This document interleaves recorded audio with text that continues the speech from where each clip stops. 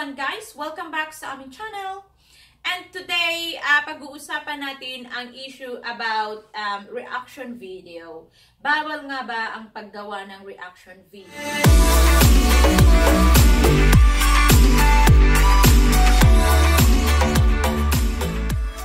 So, based lang to sa aking na experience na gumagawa din ng reaction video. Siguro for me, hindi naman siguro bawal ang paggawa ng reaction video as long as wala kang original video na kinopya mo talaga sa programa ni Sir Rafi Tulfo or so wherever na mga programa na hindi mo pag-aari ang video na yon. So bawal na bawal talaga yan. Alam natin lahat ng mga nag-YouTube, alam natin lahat na bawal ang mag-copy ng video na hindi atin yun. Kasi copyright yun, 'di ba? So may mga pasaway lang talaga na nagka-copy sila ng mga video at ina-upload sa channel nila para makakuha ng maraming views. So pag-uusapan natin later yung views kasi may issue din dyan about sa mga getting views and subscribers. So siguro, kasi sinabi lang doon sa kay Sir Rafi Tulfo, yung mga pumipirata lang ng kanilang mga video. So wala namang na-mention si Sir Rafi Tulfo na pati yung pagre-reaction video is bawal as long as hindi mo kinopya yung video ng kanilang programa, 'di ba? So alam mo dapat 'yun bago mo pa pinasok yung YouTube, yung pagiging YouTuber, alam mo kung ano yung rules and regulations ng YouTube, 'di ba? Nag-agree ka doon na bawal magkopya ng video na hindi mo pag-aari, which is sabihin na natin na it's better na magkaroon ng sariling content kaysa kumopya ng video ng iba and then makakuha ka ng maraming views. So what if naman, if sa pagiging paggawa mo ng reaction video, doon ka magaling. So it means sariling content mo rin yun as long as hindi mo kinopya yung video ng ginawan mo ng reaction. So based lang yon sa akin. Just in my own opinion, my own experience. So, kayo na ang bahala kung ano din yung nasa isip nyo. Gusto ko lang i-clarify ang about sa issue. Kasi hindi naman basta-basta mati-terminate ang channel mo if kumbaga hindi masyadong mabigat yung tawag nito, yung nilabag mo na batas ng YouTube, kumbaga. So, may 3 strike pa naman bago ma-terminate yung channel mo. Or sometimes, siguro, kung minamalas ka na, unang strike pa lang na-terminate agad ang channel mo. Kasi, meron nung nauso yung magla-live, yung halik, lalo na nung nag-trending yung halik na teleserye. Diba, marami ding na-terminate na channel. It's because, pinakabawal na bawal yun. Kasi, yun kumbaga, lalo na pinakamalaking programa sila. Okay? So, nasa atin na yun kung paano natin i-handle, kung paano tayo gagawa ng reaction video na wala tayong may kinokopyang video. So, yun lang yung sa akin. So, yung part nyo, pwede nyo rin i-express dyan sa comments section. So, feel free para mag-comment. So, let's go forward sa nagsabi naman na kumakapit sa reaction video para makakuha ng subscribers and viewers. Hiyang-hiya naman ako doon. Grabe. Kasi, the way na dineliver niya yung message na yon, it talking to general. So, hindi man ako magda-drop ng name dito, hindi ko sinasabi na ikaw, siya, or sino. Kung alam mo sa sarili mo na ikaw to, make sure na malinis ka, na hindi ka rin nagkopya ng video ng iba. Hindi ka rin hindi ka rin sumabay kung anong nag-trending noon na nakakuha ka ng views and subscribers. As far as I remember, na parati ka pa nga nagpo-post sa Facebook, nag-update ka ng viewers mo and subscribers ng dahil lang sa nag-trending na kung anong nag-trending noon. So, don't say na yung iba is kumakapit sa reaction video para makakuha ng subscribers and viewers. Well, obviously, kaya tayo nandito sa YouTube para makakuha ng subscribers and viewers. And plus, ito pa, hindi naman daw siya nasa YouTube para kumita ng pera. So, let's be honest here. Ako Ako, to be honest, nandito ako sa YouTube para kumita ng pera.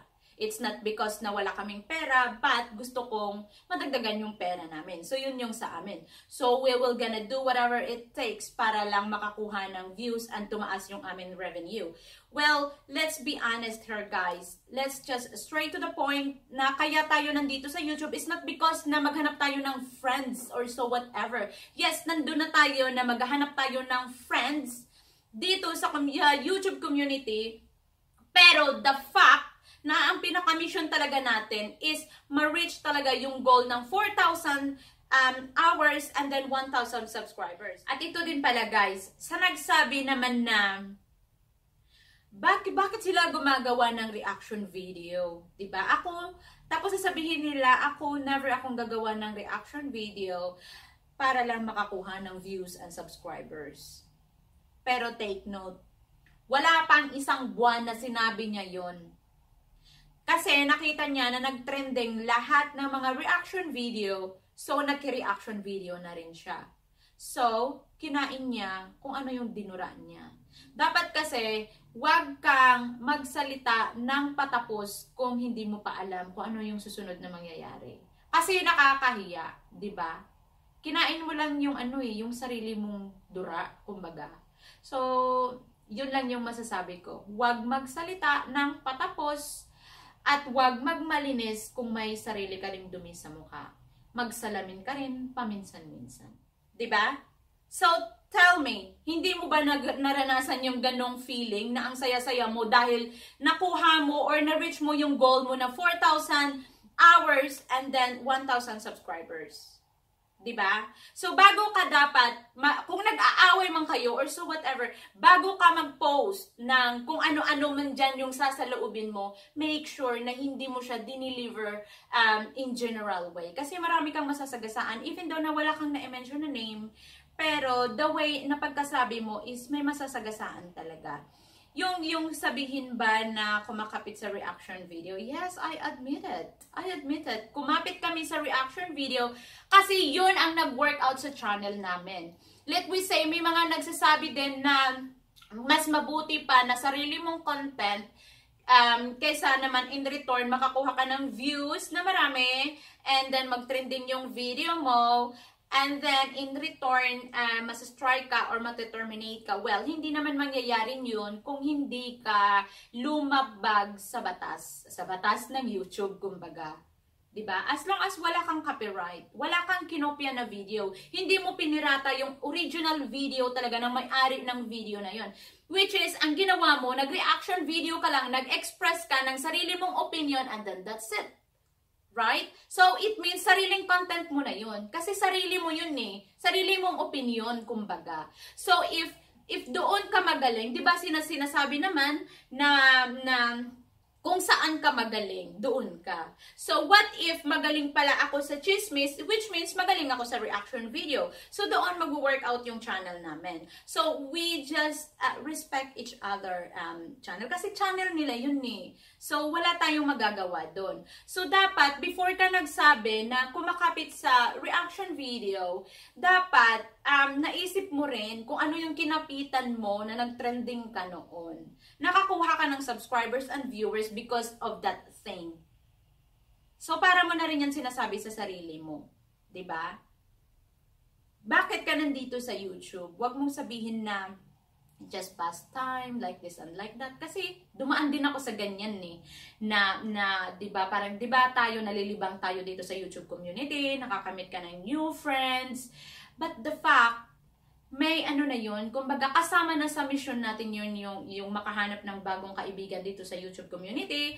And plus, makuha natin yung 1,000 subscribers and 4,000 hours, which is yun yung patakaran ni YT para makakuha tayo, magkaroon tayo ng ads and then mag-start tayo na kumita ng pera. So, kasama na yun, diba? So, wag magmalinis kung may dumi ka rin sa mukha. Magsalamin-salamin din kayo minsan para naman wala tayong masagasaang tao. So, depende na sa inyo kung paano nyo intindihin yung pagkasabi ko, but ini-express ko lang kung ano yung nakita ko. And then, pupunta naman tayo doon sa mga CCTV. right? Sa mga CCTV, yung sinasabi kong CCTV is ganito yon. Kapag nag-aaway ang dalawang grupo, right? Kunyari, siya kaibigan mo. And yun pala, kaibigan din siya doon sa kabila. So, mag-act siya na kaibigan mo, pero kukuha lang pala siya ng impormasyon. So, once nakakuha na siya ng impormasyon, ipapasa niya doon sa kalaban mo. So, parang pinapaaway niya, kumbaga. Ikakayaman mo ba kung magiging CCTV ka? Wala, hindi mo ikakayaman yon. And ito pa yung worst. Once na magkabukingan na, kung hindi ka ibablock, maghuhugas kamay sila. Ganyan ang mga CCTV. Kaya dapat walang mali na maghanap ng kaibigan dito sa YouTube community. Pero ang sinasabi ko lang, control yourself. Trust no one. Kasi mahirap magtiwala. Ang tiwala hindi yan kasi basta-basta lang napupulot or ibibigay mo sa iba. Kasi may mga kaibigan na once na mag-away kayo, girl, I bet you, kung ano yung sikreto mo, ibubulgar niya doon sa kabila. May mga ganyang tao, diba? Hindi natin maiwasan yan. We're not perfect. Pero dapat piliin mo ang taong you can trust with everything. Hindi yung ilalaglag ka kung may pinag-aawayan kayo or magkasama na ang loob, i-chismis ka doon sa iba. Eto pa, diba yung pag tinawag na group chat, which means group chat lang yun. Kung ano yung pinag-uusapan doon sa loob ng group na yon, dapat wag mo nang ilabas. Kung dumating man yung point na wala ka ng gana na makipag-usap sa kanila or makijoin pa sa group nila, lumabas ka na lang, mag-exit ka ng kusa. Pero wag na wag mong gagawin na kung ano yung pinag-usapan doon sa loob na dapat doon lang sa loob, ilalabas mo kasi wala ka na doon. Pangit naman yun. Diba? So, ipinapakita mo lang sa iba kung ano ka talaga. Kasi you're reflecting yourself, kumbaga. Nire-reflect mo lang kung ano ka talaga. And then, in the end of the day, maghuhugas kamay lang pala. Ganon. And ito pa, bibisita ka sa ibang live streaming.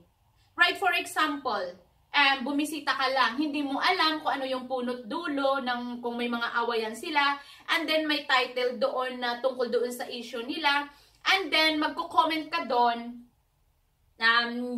magko-comment ka based kung anong narinig mo sa sinabi niya while she's doing live streaming, mali na agad. Sinasabi na wag kang bias, kumbaga.